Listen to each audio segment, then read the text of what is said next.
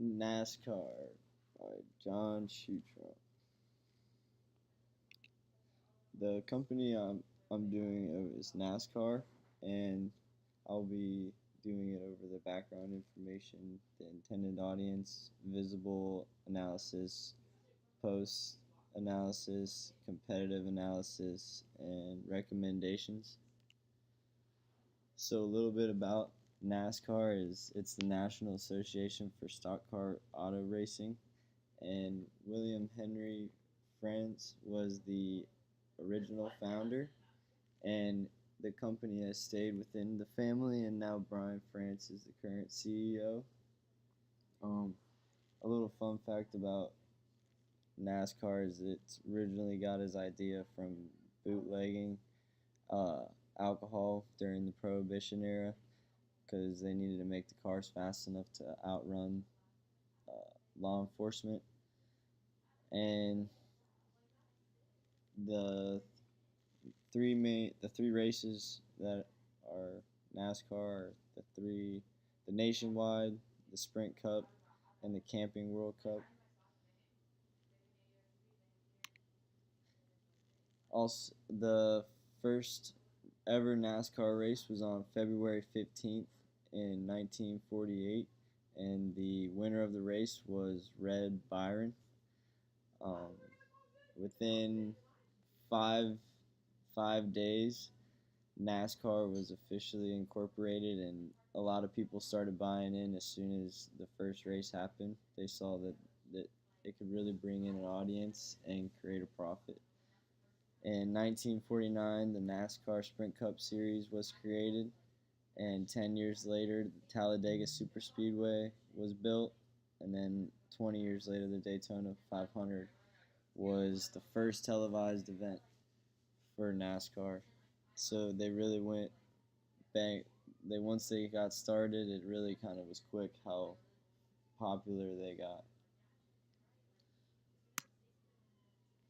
The intended audience for NASCAR really is people who like to rate or racing, um, whether cars, motorbikes, really, but NASCAR specifically for the stock car racing. Um, One thing that they've really been trying to get better at is the diversity. Um, that's kind of one of their weaknesses is that they have a bad rap for people who like NASCAR are kind of poor,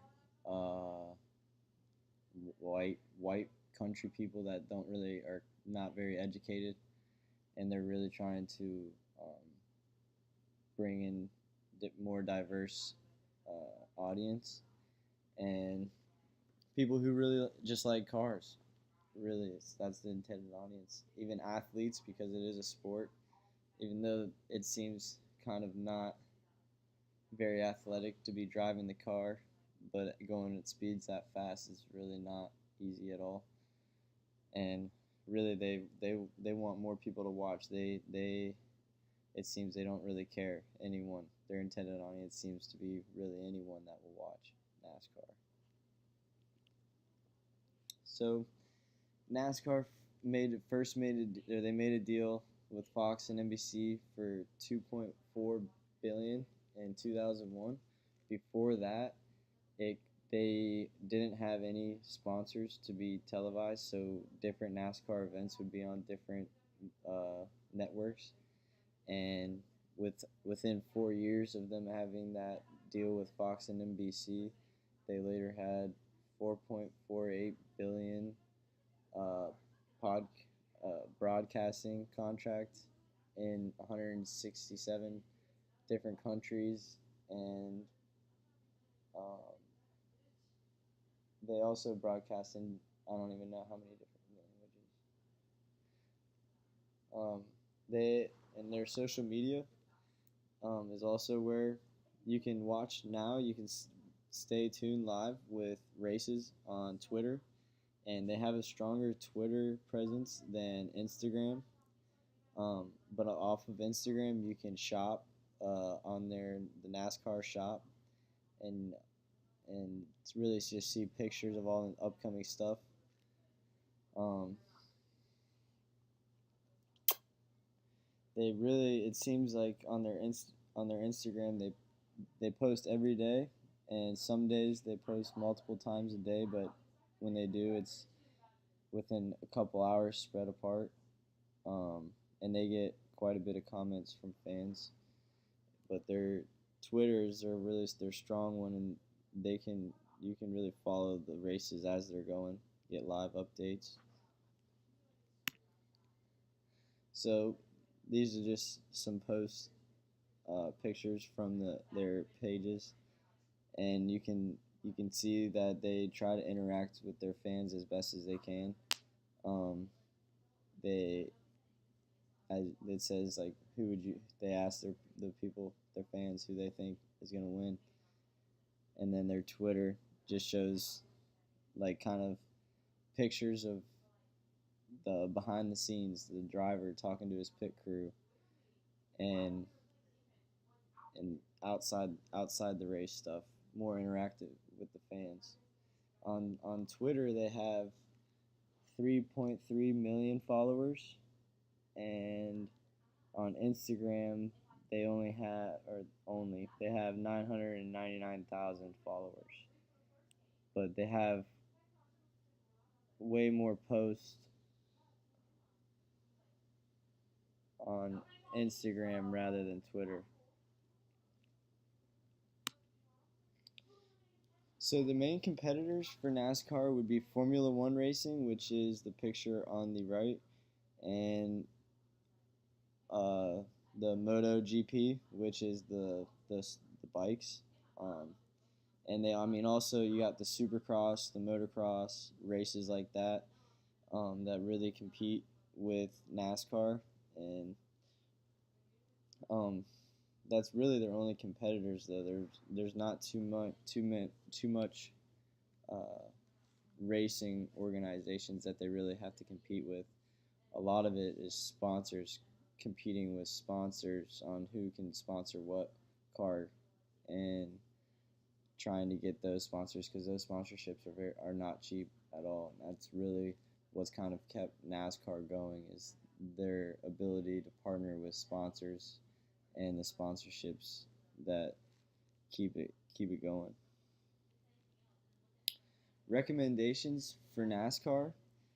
So the original owner still has like his family is still in the CEO, and a lot of the stocks are um, owned by the France family, and they don't want to sell a lot of their stocks. They want to remain in control, even though they still try to accommodate the fans.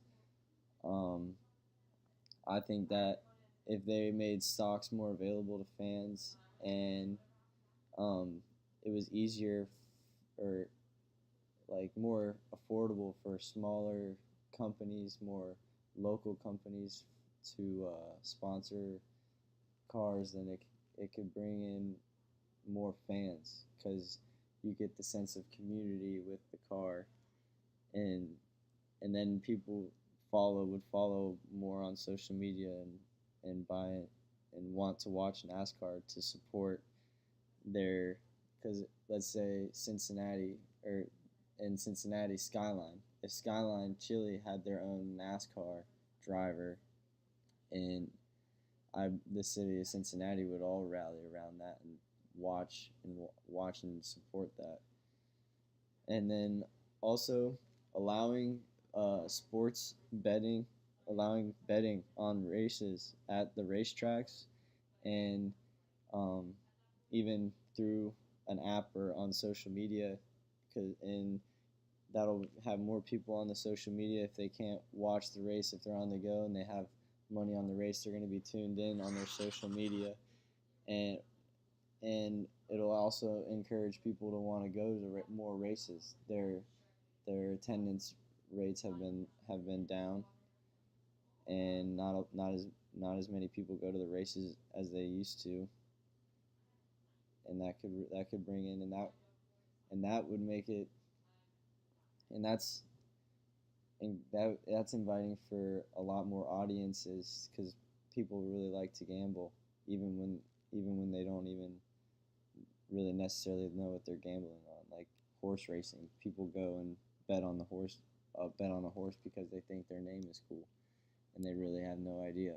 And I think that would bring people to the racetracks because there could be some reward out of having a fun day, and then on top of that, betting on a car and then winning some money to go home with.